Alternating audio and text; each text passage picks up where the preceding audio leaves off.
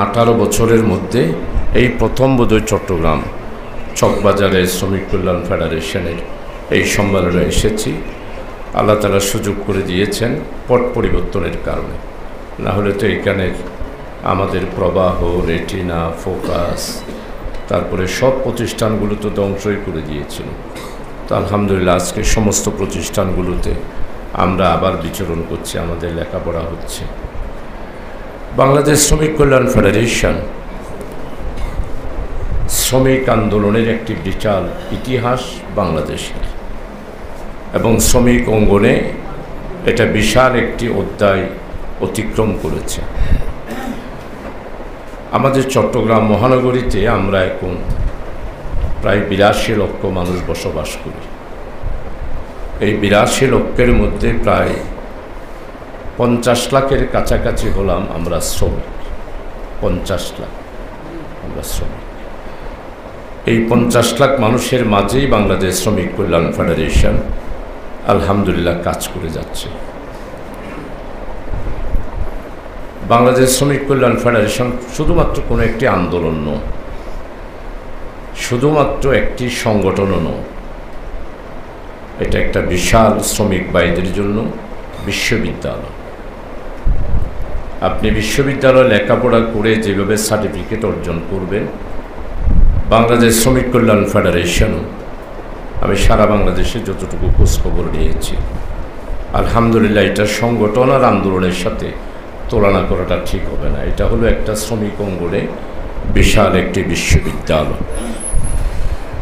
এই জন্য বাংলাদেশ শ্রমিক কল্যাণ ফেডারেশন আজকে অনেক ত্যাগ, তিতিক্ষা, কুরবানি, দাফে দাফে দাফে বাংলাদেশের এমন একটি পর্যায়ে এসেছে যে আমাদেরকে একটা বিশাল লং জাম দিতে হবে।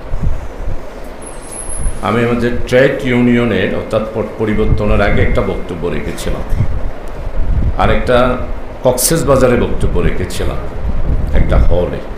ওই বক্তব্যটা কোথায় হারাই গেছে, কেউ দিতে পারে নাই। তখনও আমি বলেছিলাম একটা লং জাম দিতে হবে শ্রমিক কল্যাণ ফেডারেশনকে। ট্রেড ইউনিয়নের সম্মেলনও ঠিক একই কথাটা বক্তব্য রেখেছিলাম। ট্রেড ইউনিয়ন বক্তব্যটা রেকর্ড আছে, কিন্তু কক্সেস বাজারেরটা রেকর্ড নাই। এটা হয়তো থাকতে পারে কোনো দেখাতে আপনাকে থাকতে পারে। সেখানেও বলেছিলাম আমাদেরকে একটা লং জাম দিতে হবে। যেমন এই যে 5ই অগাস্ট যে পরিবর্তন হলো, এটা 22 দিন আগেই আমার একটা বক্তব্য ছিল। অনেকেই হয়তো শুনেছে যে আপনারা অপেক্ষা করেন, 2 মাসের মধ্যে একটা পরিবর্তন হবে। তো আল্লাহ তাআলা করে দিয়েছেন, 2 মাসের মধ্যে আল্লাহ তাআলা পরিবর্তন করেছেন। তো আজকে চকবাজারের সম্মেলনে আমি অনুরোধ করব, আমরাও শ্রমিক কল্যাণ ফেডারেশনের দায়িত্বশীল। এইখানে যদি সংগঠনের ভালো কাজ চলে তাহলে আমাদের মনটা অত্যন্ত উৎফুল্ল থাকে, আর যদি কাজ ঠিকভাবে না হয় মনটা খুব খারাপ লাগে। তার কারণ হলো বাংলাদেশে উইদাউট লেবার অর্গানাইজেশন, বাংলাদেশে অর্থনৈতিক চাকাকে সামনে নেওয়া, বাংলাদেশকে সামনে নেওয়া, বৈষম্য বিরোধী ছাত্র আন্দোলনে যে স্বপ্ন 9 দফা দাবি, ওই 9 দফা দাবি বাস্তবায়ন করা কোনোদিনও সম্ভব হবে না।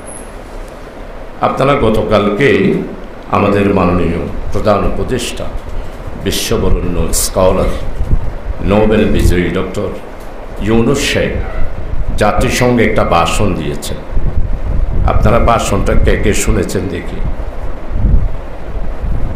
আলহামদুলিল্লাহ, ভালো ভালো। আমি শুধু আপনাদেরকে এতটুকু বলবো, আমি জীবনে আন্দোলনের বয়স তো প্রায় 54 বছর মতো হলো। বাংলাদেশের স্বাধীনতার 53 বছরের মধ্যে স্বাধীনতা হওয়ার 2 বছর আগে আমি ছাত্র সঙ্গে যোগদান করেছি। 1.5 বছর আগে মার্চ মাসে মরহুম শেখ মুজিবের বক্তব্য শুনেছি জাতিসংঘে। এরপরে শহীদ রাষ্ট্রপতি জিয়াউর রহমানের বক্তব্য শুনেছি। এরপরে হুসাইন মোহাম্মদ এরশাদ সাহেবের বক্তব্য শুনেছি। বেগম খালেদা জিয়ার বক্তব্য শুনেছি। শেখ হাসিনার বক্তব্য 2 বার শুনেছি। উনি জাতিসংঘে 2 বার যাওয়ার চান্স পেয়েছেন। ডক্টর ইউনূস কালকে যে ভাষণ দিয়েছে, আপনাদের কথা তো বলেছে, যারা শুনেছেন, শ্রমিকদের কথা বলেছি, বাংলাদেশের শ্রমিকদের অবস্থার কথা বলেছে, আমাদের দেশের লোকেরা যে রেমিটেন্স পাঠায় বিদেশের শ্রমিক তাদের দুর্দশার কথা বলেছে, এবং বিদেশে যারা আমাদের এইখানে চাকরি করতেছে, কারণ যে আমরা ছোট্ট দেশ, 18 কোটি মানুষের দেশ, আমাদেরকে বিদেশে যেতেই হবে। বিদেশে যাওয়া ছাড়া, বিদেশে শ্রম বাজারে চাকরি করা ছাড়া আমাদের আসলে এটা একটা আমাদের বিশাল স্কোপ, সেটার কত ভাষণের মধ্যে বলেছে। সেখানে আপনারা বক্তব্য অবশ্যই কোট করেছেন। উনি বলেছেন বিদেশে আমাদের শ্রমিকদেরকে যথাযথ মর্যাদা দিতে হবে। এই কথাটা শুনেছেন তো না? এটা কোনো প্রধানমন্ত্রী, কোনো প্রেসিডেন্ট বাংলাদেশে অতীতে 53 বছরে বলেছেন বলে রেকর্ডটা কালকে বিশ্ব নেতারাই বলেছে। ওনার এই ভাষণটা বিশ্ব নেতাদের মধ্যে গত 60-70 বছরে জাতিসংঘের মধ্যে ডক্টর ইউনূসের মতো এরকম ভাষণ আর নাই। আমি উল্লেখ করতেছি ওটা যে আমাদের প্রধান উপদেষ্টা শ্রমিকদের ব্যাপারে আলহামদুলিল্লাহ উনি যেইভাবে করে এক এক এক এক করে বক্তব্য রেখে যাচ্ছেন, আপনারা সব কিছু বুঝতে পারছেন। তো বর্তমান বাংলাদেশে যেই ষড়যন্ত্র, সেই ষড়যন্ত্রের মোকাবেলা করার জন্য আমাদের শ্রমিক ভাইদেরকে ঐক্যবদ্ধ হতে হবে, এবং শ্রমিক ভাইদেরকে ঐক্যবদ্ধ হওয়ার জন্য একটি ফ্ল্যাগ, একটি পতাকা, অন্য কোনো না। নো অর্গানাইজেশন, ওয়ান অর্গানাইজেশন, সেটা হলো বাংলাদেশ শ্রমিক কল্যাণ ফেডারেশন। মাননীয় উপদেষ্টার কাছে এই বক্তব্যগুলো আমরা কিভাবে পৌঁছাবো আমি নিজেও চিন্তা করতেছি।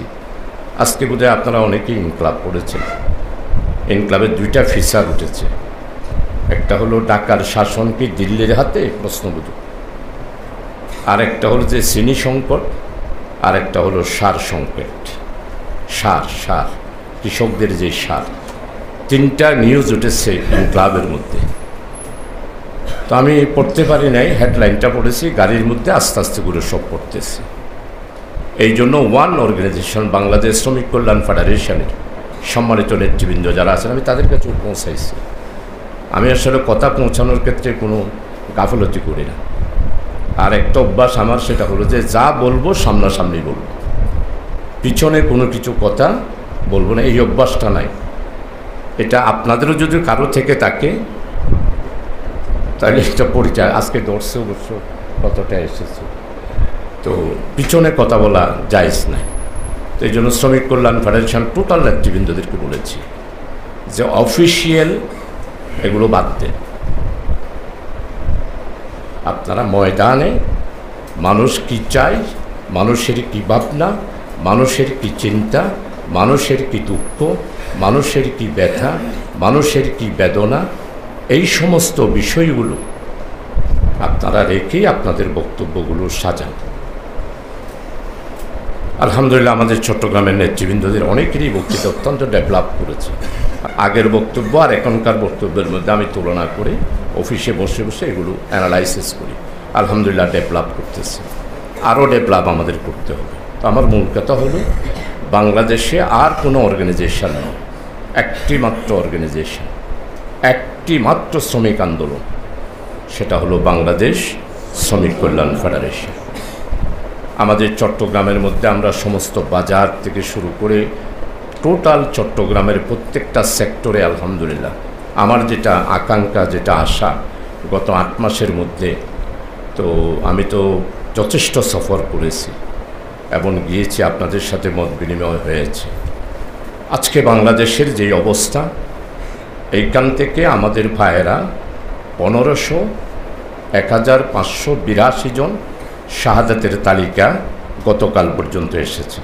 1583 সংখ্যাটা বলবেন না, এখন আর বলবেন না যে 1000 শহীদ হয়েছে, 800 শহীদ হয়েছে, এটা না, 1583 স্পষ্ট করে বলবেন। সেখানে শ্রমিক কল্যাণ ফেডারেশনের নির্মাণ শ্রমিক আছে, শ্রমিক কল্যাণ ফেডারেশনের দোকানদার আছে, শ্রমিক কল্যাণ ফেডারেশনের ফেরিওয়ালা আছে, শ্রমিক কল্যাণ ফেডারেশনের এই অর্গানাইজেশনের মিল কারখানার শ্রমিক ভাইয়েরও আছে।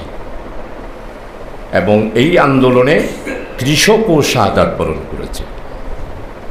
আপনারা যারা উপস্থিত হয়েছেন, পৃথিবীর ইতিহাসে শিশু কিশোর শুধু প্যালেস্টাইনে শাহাদাত বরণ করছেন, কিন্তু বাংলাদেশে 24 জনের মতো শিশু, অর্থাৎ যারা হাঁটি হাঁটি পা পা করে আর একটু বড় হয়ে কৈশোরে যাবে, এই রকম শাহাদাত বরণ করেছে। সংখ্যা হলো 24 জন। আপনারা মনে মনে প্রশ্ন রাখবেন যে কী অপরাধ এদের? এরা তো ঘরের ভিতর ছিল, ঘরের ভিতর কে গুলি মারল, কার গুলি গিয়া পড়ল? এটা কি পুলিশেরা অস্বীকার করতে পারবে? র্যাবেরা অস্বীকার করতে পারবে? সেনাবাহিনী অস্বীকার করতে পারবে? আমাদের প্রশ্ন তো সেটাই। আমি আমার সাক্ষাৎকার অনেকে আপনারা পড়েছেন, যে আমি প্রশ্ন করি যে 24 জন শিশু ঘরের ভিতরে মারা গেলে এটার জন্য দায়ী কে? যিনি অর্ডার দিয়েছেন তিনি, আর যিনি গুলি ছুটেছেন তিনি। এখন আপনারাই বলেন, বর্তমান এই পরিস্থিতিতে আমাদের আমিরি জামাত তো এখন আলহামদুলিল্লাহ, আমি তো মনে করি উনি এখন জামাত ইসলামের নেতা না, উনি এখন বাংলাদেশের জাতীয় নেতা না, উনি এখন এশিয়ার নেতা না। ডক্টর শফিকুর রহমান সাহেবের 3টা বক্তব্যের কারণে উনি এখন বিশ্ববরেণ্য ইসলামী আন্দোলনের নেতা। একটা হলো ওলামাদের ঐক্য, আরেকটা হলো মাইনরিটিদের ব্যাপারে সংবিধানের সংশোধন, আরেকটা বক্তব্য অত্যন্ত জোরালোভাবে দিয়েছেন, আমরা প্রতিশোধ নেব না, আমরা প্রতিহিংসার রাজনীতি করি না, আমরা একটা বৃহত্তর বাংলাদেশের ন্যায়, ইনসাফ, বৈষম্যহীন একটি রাষ্ট্র কায়েম করতে চাই। গতকালকে পরশুবোধহয় বিবিসির একটা প্রতিবেদনে এই যে বৈষম্যহীন রাষ্ট্র, আমি অবশ্য আজকে আকবর শাহর ওখানে রেখেছি, আজকে সময় নাই, বৈষম্যহীনের বিরুদ্ধে আমার নবী মুহাম্মদ রাসূলুল্লাহ সাল্লাল্লাহু আলাইহি ওয়াসাল্লাম পৃথিবীতে এসেছিলেন। এটা কি দেশ? আমার 2টা পাঞ্জাবি আর মৌলানা আবুল ফয়েজ সাহেবের 100টা পাঞ্জাবি, এটা হয়? উদাহরণ দিচ্ছি, আমি কোনো ওনার আছে সেটা বলতেছি না। এইখানে আদিল সাহেবের 6টা ফ্ল্যাট, আর আমি শাহজাহান চৌধুরী 2বার এমপি হওয়ার পরে আমার বিলাইয়ের খুঁশের মতো একটা জায়গা থাকবে না। এর চেয়ে বৈষম্য আর কিছু আছে? আপনাদের ফ্ল্যাট বাড়ি কার কার আছে? সাহায্য তুলেন দেখি। নাই? আছে আপনার? তাহলে আপনি স্টেজে আসেন, স্টেজে আছে, ঠিক আছে, হাত বাড়ান। তো আমি অবশ্য ফ্ল্যাট বাড়ির বিরুদ্ধে। জি জি জি ভাই, আপনি হাত তুলছেন, আপনাকে এই আলহামদুলিল্লাহ মোবারকবাদ। এই যে আপনাদের একজনেরও ফ্ল্যাট বাড়ি নাই, আর অথচ ইউনিয়ন ব্যাংক থেকে, অন্য ব্যাংকের কথা বাদ দিলাম, গতকালকে পড়ছেন না, ইউনিয়ন ব্যাংক থেকে 18,000 কোটি টাকা বায়নায় মারি দিই। ওর মার নাম, ওর মোর নাম হইলে আখতারুজ্জামান বাবু। আখতারুজ্জামান বাবুর বিরুদ্ধে আমার বক্তব্যগুলা ফয়েজ ভাইয়ের খেয়াল থাকার কথা, এগুলি 91 সালে দিছি, 90 থেকেই দিছি, 91 ফয়েজ ভাই তখন তো আলহামদুলিল্লাহ আমাদের নেতা ছিল, ওনাদের খেয়াল আছে। এই 2 মামু এবং ভাগিনা, মামু এবং ভাগিনা, মৌসিক ঈদে ফয়লা ডাহাতি, আর বায়নায় কি ডাহাতি, ডাহাতির বাপ দাদা বাংলাদেশে করেছে 16টা পরিবার। তো আমি বক্তব্য রাখছি ওটা বৈষম্য। এই বৈষম্য আমাদের ভাঙতে হবে। ওর 5টা ফ্ল্যাট থাকবে আর আমি একটা ফ্ল্যাট নয়, একটা ঘরেরও মালিক হব না, এই সমাজে সেটা হতে দেওয়া যায় না। আমি সম্মানিত শিক্ষা উপদেষ্টার কাছে বক্তব্য রেখেছি, সেখানেও বলেছি এই যে প্রাইভেটাইজেশন অফ এডুকেশন, এটা সম্পূর্ণভাবে ক্যাপিটালিজম, পুঁজিবাদীদের একটি ব্যবস্থা। প্রাইভেট চিকিৎসালয়, আমি শুধু একটু বলে যাচ্ছি, এখানে নেতৃবৃন্দরা আছে, এই সব কিছুর বিরুদ্ধে আমাদেরকে সোচ্চার হতে হবে। শুধু চট্টগ্রাম মেডিকেল কলেজে যা দুর্নীতি হয়েছে, আমাকে একটা পেপার সাজিয়ে দিয়েছে, আজকে প্রায় 1 মাস ধরে সাধনা করে একটা পেপার ছাপিয়ে দিয়েছে। ইনশাআল্লাহ জামাত ইসলামী যদি চট্টগ্রাম মহানগরীতে আমরা এখন যেভাবে কাজ করতেছি সেভাবে কাজ যদি করতে পারি, প্রতিটা ঘরে ঘরে পৌঁছিয়ে দেব যে কিভাবে চট্টগ্রাম মেডিকেল কলেজে দুর্নীতি হয়েছে। আশ্চর্য ব্যাপার, মুসলমান ডাক্তারেরা সবাই মুসলমান। ডাক্তারের জন্য গেছে আমার জ্বর, বলে যে তুমি পরীক্ষা নিরীক্ষা করো, টেস্ট করো। কোথায় যাব? মেট্রোপলিটনে। আশ্চর্য, কেন মেট্রোপলিটন? কেন? আমি অন্য জায়গায় যাব। ওমা, পরে দেখা যায় যে তার সাথে মেট্রোপলিটনের ভিতরে গেলে লাইন কি বিল যা আসবে তার থেকে 40% ডাক্তার সাহেব পাবে। এগুলো হতে দেওয়া যায়? প্রত্যেকটা সেক্টরে কালকে মেডিকেলের যা অবস্থা দেখেছি চট্টগ্রাম মেডিকেল কলেজে, আপনারা আমার বন্ধুরা আছেন, এই কথাগুলো সমাজে প্রতিষ্ঠিত করতে হবে। তোমার মার্কেট, তোমার বাপের দিন না মার্কেট, কোত্থেকে পাইছো মার্কেট? তুমি কেন মার্কেট করবা? তোমাকে মার্কেটের মালিক কে বানাইছে? এই রাষ্ট্র বানাইছে। এই জন্য এই রাষ্ট্রের বিরুদ্ধে, এই সরকারের বিরুদ্ধে, এই ব্যবস্থার বিরুদ্ধে আমার শ্রমিক কল্যাণ ফেডারেশন রাজপথে আন্দোলন করবে। আগামী 3 তারিখ লালদিঘির ভাষণ শুনতে যাবে ইনশাআল্লাহ। এখন আমি আল্লাহর মেহরবানি, আল্লাহ তাআলার শক্তি কোত্থেকে দিয়েছি কে জানি, এখনও একজন সচিবকে জামাত অফিস থেকে, আমি জামাত অফিসের তো করিনি, কইলেছি ড্যাঙ্গের মার্গি। স্যার আমি তো কিছু বুঝিত করতে পারিনি, তুই বুঝিত পারতি না। তারপরে শুদ্ধ ভাষণ মার্গি, সুসাটকার দেশ আর হতে দেওয়া যাবে না। ডক্টর ইউনূস সাহেবকে অনুরোধ করেছি, প্রত্যেকের অ্যাকাউন্ট চেক করতে হবে, প্রত্যেকের অ্যাকাউন্টে চেক করে।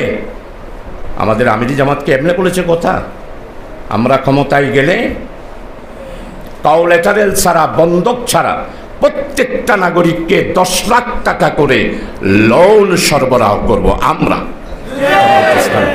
ডক্টর সাহেব 53 বছরের রাজনৈতিক ইতিহাসে কোনো রাজনৈতিক নেতা এই বক্তব্য রাখতে পারে নাই। আপনারা বলতে পারেন বুঝোই না, শেখ হাসিনার মতো ঘরে ঘরে চল দিম, 10 টাকা ধরে চলহাবে দিম, ঘরে ঘরে চাকরি দিম। আমরা ওই বক্তব্য রাখি না।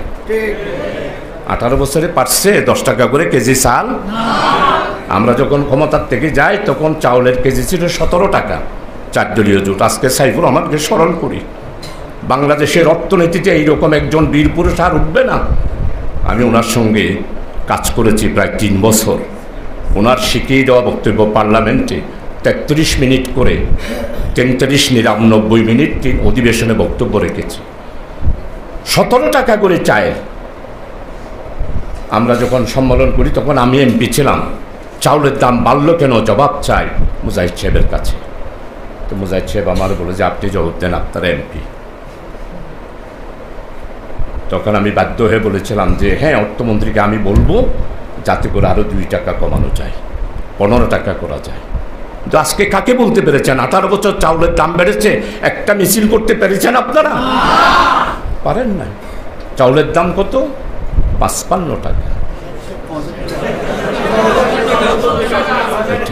আপনারাই তো। আমার মূল কথা হলো এই বৈষম্যের বিরুদ্ধে, এই যে ছাত্র আন্দোলনের বৈষম্যের বিরুদ্ধে আমাদের সবাইকে ঐক্যবদ্ধ হতে হবে, আপনাদেরকে কথা বলতে হবে।